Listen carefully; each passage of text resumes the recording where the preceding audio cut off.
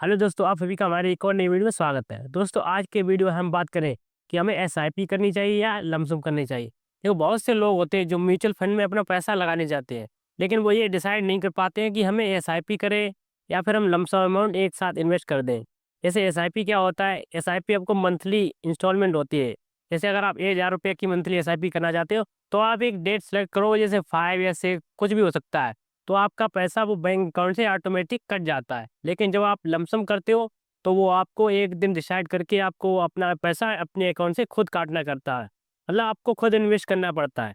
बहुत से ऐसे बिजी लोग होते हैं जिन्हें इतना टाइम नहीं होता कि वो अपना लमसम पैसा एक साथ इन्वेस्ट कर सके। और भी बहुत सारी चीज़ें होती है, तो हमें कौन से ऑप्शन को चूज करना चाहिए, इसके लिए हम कंप्लीट डिटेल आपको इस वीडियो में बताएंगे। तो आपको वीडियो को बिना स्किप किए हुए लास्ट तक जरूर देखना है। सबसे पहले समझते हैं कि मनी के हिसाब से। जैसे बहुत सारे म्यूचुअल फंड होते हैं जिसमें आप लमसम 5,000 रुपये से मिनिमम कर सकते हो। वहीं आप अगर उस म्यूचुअल फंड में एसआईपी करना चाहते हो, तो वो 500 रुपये से स्टार्ट हो जाती है। सेकेंड चीज ये है कि अगर आप एसआईपी करो किसी म्यूचुअल फंड में और उसी म्यूचुअल फंड में अपना पैसा एक साथ इन्वेस्ट करो, मतलब लमसम करो, तो आपको लमसम के मुकाबले एसआईपी में ज़्यादा रिटर्न मिलेगा। जैसे अगर हम बताएं, अगर आपको कोई म्यूचुअल फंड में लमसम करते हो, तो उसमें अगर आप 1,00,000 रुपये एक साथ इन्वेस्ट करते हो, तो अगर आप 20 साल के बाद देखोगे, तो उसमें अगर आपको 15% का रिटर्न मिलता है। वहीं अगर आप सेम उसी म्यूचुअल फंड में अगर आप एसआईपी करते हो, जैसे अगर आप 5,000 रुपये उसमें मंथली इन्वेस्ट करते हो या 2,000 रुपये मंथली इन्वेस्ट करते हो, लेकिन जब आप उसका कंपाउंडिंग रिटर्न दोगे, तो आपको एनवी कंपाउंड रिटर्न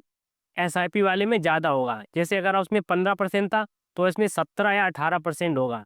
एक कंपाउंडिंग रिटर्न में आपको फर्क इसलिए पड़ता है, जैसे अगर आप किसी म्यूचुअल फंड में लमसम करते हो, तो आपको मान के चलते कोई डेट सेलेक्ट करते हो, उसमें आपने इन्वेस्ट कर दिया।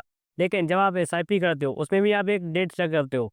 उसमें आपको क्या है, हर महीने में आप इन्वेस्ट करते हो, तो कोई से महीने में मार्केट ऊपर रहता है और कोई से महीने में मार्केट नीचे रहता है। जैसे अगर आप निफ्टी देखो, तो प्रेजेंट टाइम पे बहुत ज़्यादा नेगेटिव चल रहा है। अभी आप 22,000 के करीब देख रहे होगे। अभी सितंबर में अगर देखें 2024 में, तो ये 26,000 के करीब था। अगर आप ये लॉन्ग टर्म में देखोगे, अगर 10 साल बाद देखोगे, तो आपको ये 5-6 हज़ार का ये कम मार्केट दिख रहा है।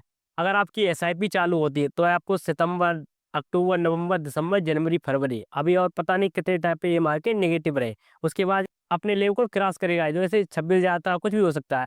तो आपने अभी जो कम मार्केट में इन्वेस्ट किया, तो उसके हिसाब से आपकी एनएवी होती है। म्यूचुअल फंड में भी जो आपको यूनिट मिलती है, एनएवी के हिसाब मिलती है। जैसे अगर आप सितंबर में देखो, तो कोई से म्यूचुअल फंड की एनएवी अगर 100 रुपये थी, तो प्रेजेंट टाइम पे आपको कम से कम 80 या 70 रुपये में मिल जाएगी। जब आप बाई ऑन डिप, मतलब आपने कम पैसे में खरीदा, जब आपको मार्केट रिकवर करेगी, लॉन्ग टर्म में आपको ज़्यादा रिटर्न होगा। इससे हमारी एसआईपी और लॉन्ग टर्म में फ़र्क पड़ता है। आप समझते हैं कि हमें कब एसआईपी करनी चाहिए और कब लमसम करना चाहिए।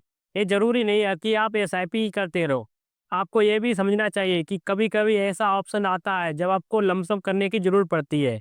वो कब हो सकता है? जैसे आपको पता होगा, जब मार्केट डाउन हो, तब आप एसआईपी हुई अपनी कंटिन्यू रखो। साथ ही साथ जब आपके पास पैसा बचा हुआ पड़ा, तो आपको मार्केट डाउन में लमसम भी करना चाहिए। क्यों? जब आपने डाउन में लमसम किया, तो वो आपको ज़्यादा रिटर्न देगा। जैसे आपको मान चलते हैं मंथली की एसआईपी 1,000 रुपये चल रही थी, लेकिन आपके पास 5-6 हज़ार रुपये पड़ा था, तो मार्केट डाउन 10 में था। अगर आपने वो पैसा वहाँ पे इन्वेस्ट कर दिया उस टाइम पे, तो आपको वो लॉन्ग टर्म में बहुत ज़्यादा रिटर्न देगा। लमसम हमें तभी करनी चाहिए जब मार्केट 8 से 10% डाउन हो।